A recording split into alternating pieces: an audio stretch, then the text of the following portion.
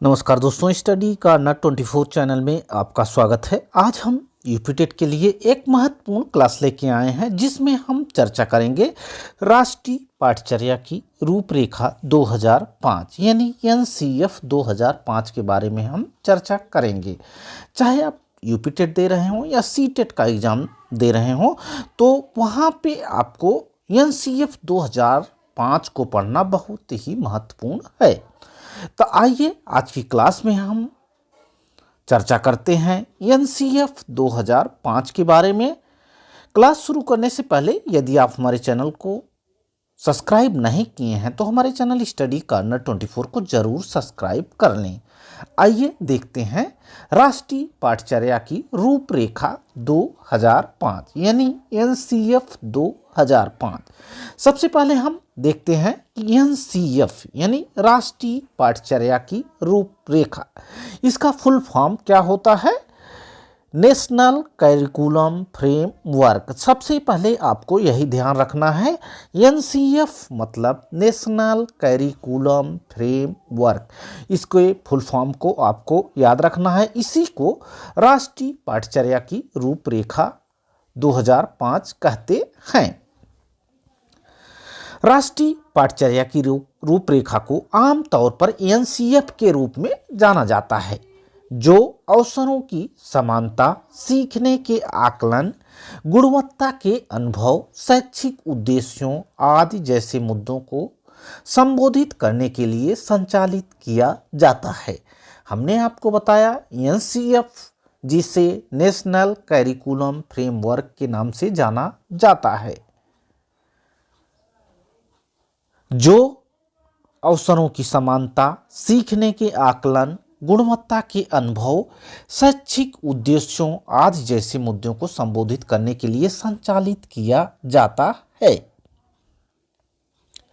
NCF 2005 के अध्यक्ष professor Yashpal महोदय थे। कौन? एनसीएफ 2005 के अध्यक्ष कौन थे? प्रोफेसर यशपाल महोदय इसके अध्यक्ष थे। एनसीएफ 2005 की संचालन समिति के लिए प्रोफेसर यशपाल की अध्यक्षता में एक समिति का गठन किया गया। इस समिति में 35 सदस्य थे। कितने सदस्य थे? एनसीएफ 2005 की संचालन समिति के लिए प्रोफेसर यशपाल की अध्यक्षता में एक समिति का गठन किया गया। इस समिति में कुल 35 सदस्य थे। एनसीएफ 2005 मानव संसाधन विकास मंत्रालय की पहल पर एनसीईआरटी द्वारा तैयार किया गया नवीनतम दस्तावेज है। इसे प्रोफेसर यशपाल की अध्यक्षता में तैयार किया गया। यहाँ ध्यान देने वाली बात है कि इसको तैयार किसने किया? इसको तैयार किया एनसीईआरटी ने। किसकी पहल पर? मानव संसाधन विकास मंत्रालय की पहल पर, जिसे अब शिक्षा मंत्रालय के नाम से जाना जाता है। उसकी पहल पर एनसीईआरटी द्वारा तैयार किया गया नवीनतम दस्तावेज है एनसीएफ 2005। इसे प्रोफेसर यशपाल की अध्यक्षता में तैयार किया गया। इनको आपको भूलना नहीं है। जब भी एनसीएफ 2005 की बात की जाएगी तो उसके अध्यक्ष कौन थे, इसको आपको जानना अनिवार्य हो जाता है। एनसीएफ 2005 के अध्यक्ष प्रोफेसर यशपाल महोदय थे। एनसीएफ 2005 मानव संसाधन विकास मंत्रालय, जो अब शिक्षा मंत्रालय के नाम से जाना जाता है, उसकी पहल पर एनसीईआरटी द्वारा तैयार किया गया नवीनतम दस्तावेज है। इतनी सारी बातें आपको ध्यान रखनी है। अब हम चर्चा करते हैं इसकी उत्पत्ति या उद्भव की। एनसीएफ 2005 की उत्पत्ति रवींद्रनाथ टैगोर के सभ्यता और प्रगति नामक निबंध से हुई है। किससे हुई है? एनसीएफ 2005 की उत्पत्ति रवींद्रनाथ टैगोर की सभ्यता और प्रगति नामक निबंध से हुई है। इसको भी आपको ध्यान रखना है। इसके अलावा एनसीएफ 2005 का सूत्र क्या था? बिना भार के अधिगम। इसी को हम लर्निंग विदाउट बर्डन कहते हैं। Learning without burden. इसका सूत्र है किसका? NCF 2005 यानी नेशनल करिकुलम फ्रेमवर्क 2005 का जो सूत्र है वह लर्निंग विदाउट बर्डन यानी बिना भार के अधिगम इसका सूत्र है। इसका सूत्र भी एग्जाम में पूछा जाता है, इसको भी आपको ध्यान रखना है, लर्निंग विदाउट बर्डन। हमने इसकी उत्पत्ति के बारे में आपको बताया। NCF 2005 की उत्पत्ति रविंद्रनाथ टैगोर के सभ्यता और प्रगति नामक निबंध से हुई है। इसके अलावा सूत्र को आपको भूलना नहीं है, बिना भार के अधिगम या बिना बोझ के अधिगम, इसी को लर्निंग विदाउट बर्डन कहते हैं। अब हम आगे बढ़ते हैं और बात करते हैं NCF 2005 के उद्देश्य क्या थे। NCF 2005 के उद्देश्य थे बच्चे के सर्वांगीण विकास करना और उन्हें स्कूली शिक्षा से बाहरी वातावरण से जोड़ना। NCF 2005 का प्रमुख उद्देश्य था बच्चे का सर्वांगीण विकास करना, उन्हें स्कूली शिक्षा से बाहरी वातावरण से जोड़ना। इसके अलावा बच्चे में नवीन सोच, तर्क, क्षमता, चिंतन आदि का विकास करना। इन छोटे छोटे वर्डों को आपको ध्यान रखना है। बच्चे में नवीन सोच, तर्क, क्षमता, चिंतन आदि को विकसित करना NCF 2005 का उद्देश्य था। इसके अलावा बालक के मूल्यांकन के लिए सतत एवं व्यापक मूल्यांकन पर बल देना भी इसका एक उद्देश्य था। हमने आपको बताया NCF 2005 का जो मुख्य उद्देश्य था बच्चे के सर्वांगीण विकास करना और उन्हें स्कूली शिक्षा से बाहरी जीवन से जोड़ना। इसके अलावा बच्चे में नवीन सोच, तर्क, क्षमता, चिंतन आदि का विकास करना। बालक के मूल्यांकन के लिए सतत एवं व्यापक मूल्यांकन पर बल देना, ये NCF 2005 के मुख्य उद्देश्य थे। इसके अलावा हम NCF 2005 के सिद्धांत की बात करते हैं तो NCF 2005 के सिद्धांत हैं बालकों के ज्ञान को बाहरी जीवन से जोड़ना। जैसा कि हमने आपको इसके उद्देश्य में भी बताया, NCF 2005 के सिद्धांत क्या थे? बालकों के ज्ञान को बाहरी जीवन से जोड़ना, ना कि स्कूली जीवन तक सीमित रखना।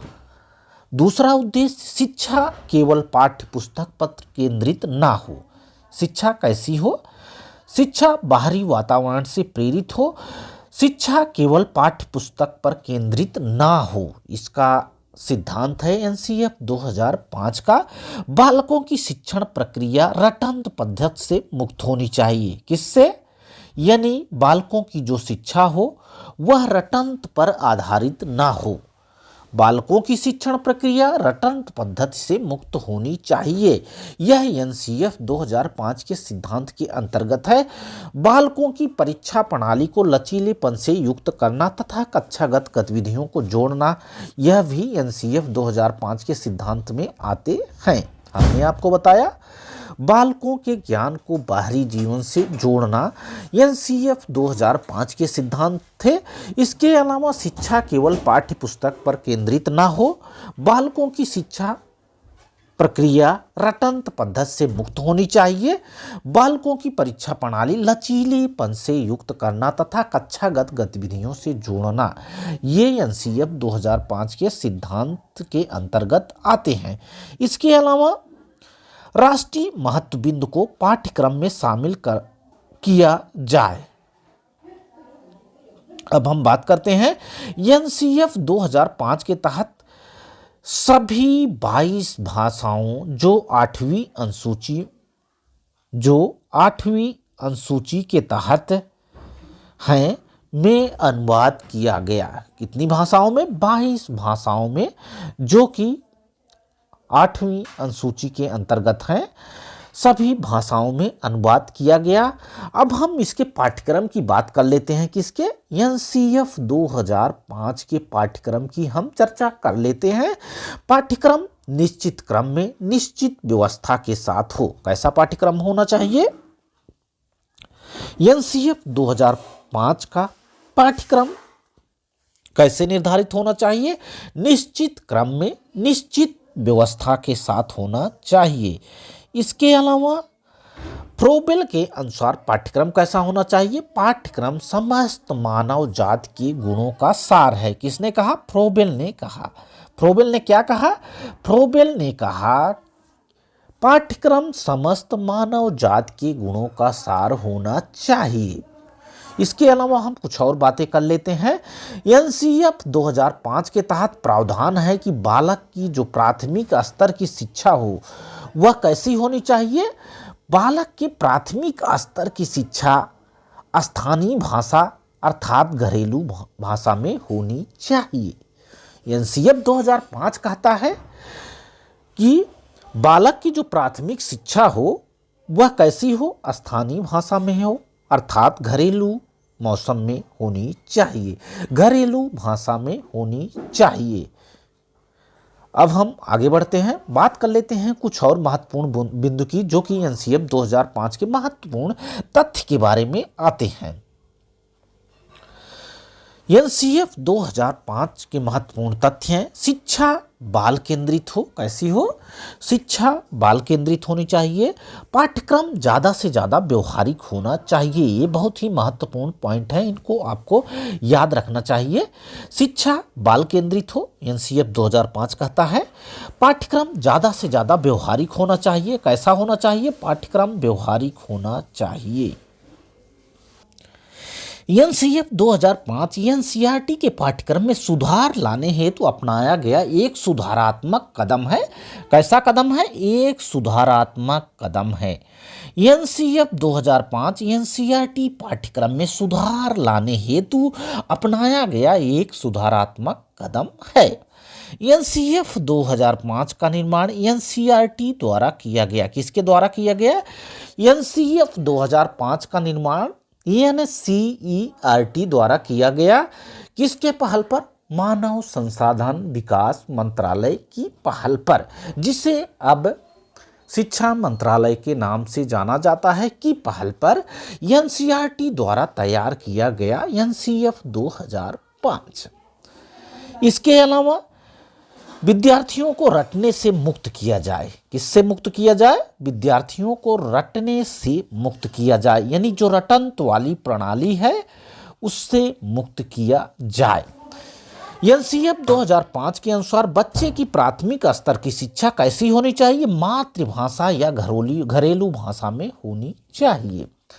बच्चे के बस्ते का भार कम किया जाए। शिक्षा बिना बोझ के हो, लर्निंग विदाउट बर्डन। एनसीएफ 2005 क्या कहता है? बच्चे के बस्ते का भार कम किया जाए, यानी शिक्षा कैसी हो? शिक्षा बिना बोझ के हो। इसके अलावा एनसीएफ 2005 अर्थात राष्ट्रीय पाठचर्या की जो रूपरेखा 2005 है, इसके जो अध्यक्ष बनाए गए प्रोफेसर यशपाल के नेतृत्व वाली एक राष्ट्रीय संचालन समिति ने 21 राष्ट्रीय फोकस समूहों का गठन किया। कितने फोकस समूहों का गठन किया? 21 राष्ट्रीय फोकस समूहों का गठन किया गया। एनसीएफ 2005 कहता है कि जो बच्चे की प्राथमिक शिक्षा हो कैसे हो? वह मातृभाषा में होनी चाहिए, यानी घरेलू भाषा में होनी चाहिए। इसके अलावा बच्चे के बस्ते का भार कम किया जाए, यानी लर्निंग विदाउट बर्डन, शिक्षा बिना बोझ के हो। बहुत ही महत्वपूर्ण पॉइंट है। बच्चे के बस्ते का भार कम किया जाए, यानी लर्निंग विदाउट बर्डन, बिना बोझ के शिक्षा हो।